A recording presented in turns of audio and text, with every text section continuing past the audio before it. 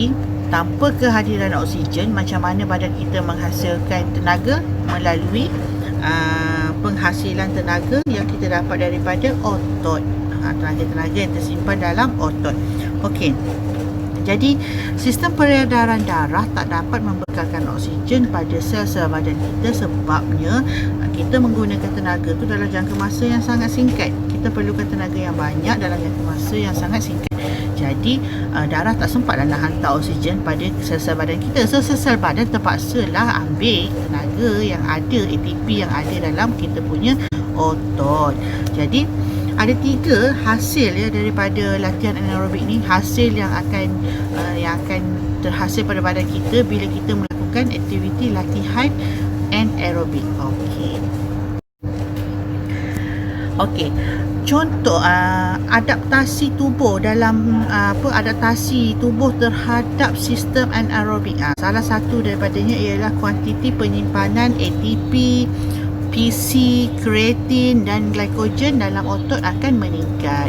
Kenapa? Sebab kita dah selalu guna. Bila kita selalu guna, badan kita akan copy paste apa keperluan kita. Jadi dia kata contoh kalau kita ialah seorang pelontar peluru, kita menyertai sukan lontar peluru. So bila kita sentiasa melakukan latihan lontar peluru tu, badan kita dah dapat detect yang kita memerlukan lebih tenaga di bahagian bicep dan tricep kita. So kita badan akan secara automatiknya akan menambahkan simpanan glycogen, ATP, PC, kreatin semua untuk membekalkan tenaga bila kita perlukan. Seterusnya ialah kuantiti dan aktiviti enzim yang tinggi menyebabkan proses katabolisme glukosa bertambah efektif bagi menghasilkan tenaga. Okey. Di samping keperluan adanya ATP dalam otot tu sendiri, kita gunakan ATP dalam otot tu sendiri untuk kita menjana tenaga untuk proses latihan anaerobik ni. Di samping tu juga kita perlukan proses glukosa untuk penghasilan tenaga dalam jangka masa yang panjang. Sebabnya apabila habis ATP yang kita gunakan dalam otot, secara langsung otot terpaksa juga nak cari ATP lain, kena replace balik ATP yang kita dah gunakan tu. Jadi glukosa kena bekerja dalam masa yang sama, glukosa kena bekerja lebih keras lah untuk hasilkan tenaga.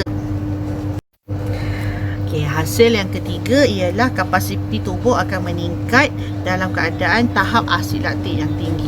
Bila kita selalu buat latihan anaerobik ni, asid laktik akan terbentuk, akan berada di sendi-sendi kita, menyebabkan kita akan merasa keletihan dan kelesuan. Jadi bila kita sentiasa membuat latihan ni, badan kita akan beradaptasi dengan rasa dapat bertahan dengan asid laktik yang tinggi ni.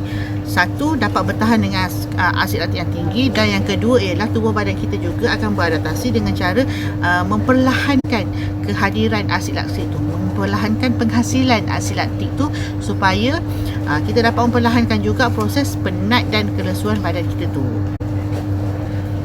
Jadi latihan anaerobik ni secara langsungnya dapat membantu badan kita bersedia dengan lebih baik lagi dalam penghasilan tenaga dalam otot kita, dan juga dalam mengurangkan keletihan dan kelesuan dalam jangka masa yang panjang. Jadi jika ada soalan yang bertanyakan tentang adaptasi latihan anaerobik, kita boleh juga katakan untuk mengurangkan keletihan dan kelesuan. Dan juga kalau ada soalan tentang cara-cara untuk mengurangkan kelesuan, macam mana cara atau faktor-faktor yang mengurangkan kelesuan, kita boleh juga buat dengan meningkatkan latihan anaerobik. Sebabnya latihan anaerobik ini dapat menyebabkan kita badan dapat bertahan dengan kadar asid laktik yang tinggi. Contoh samalah kan, bila buat latihan barulah kita dapat hasilnya. Makanya latihan anaerobik ni bukan saja penting dan juga perlu difokuskan bagi atlet-atlet yang bertanding dalam sukan-sukan yang memerlukan tenaga anaerobik saja.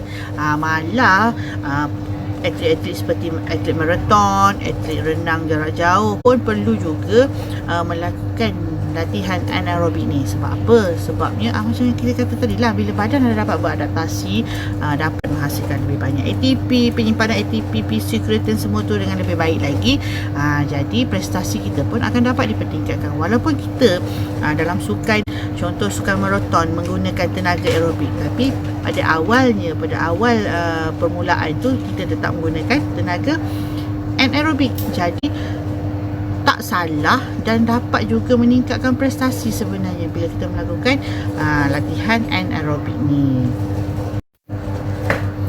Okey, baiklah. Itu sahaja adaptasi sistem tubuh badan terhadap latihan anaerobik. Ada 3 sahaja hasil-hasil adaptasi terhadap badan kita daripada latihan anaerobik tadi. So, kita jumpa lagi selepas ni. Kita jumpa lagi pada poster yang akan datang dengan tajuk yang lain pula.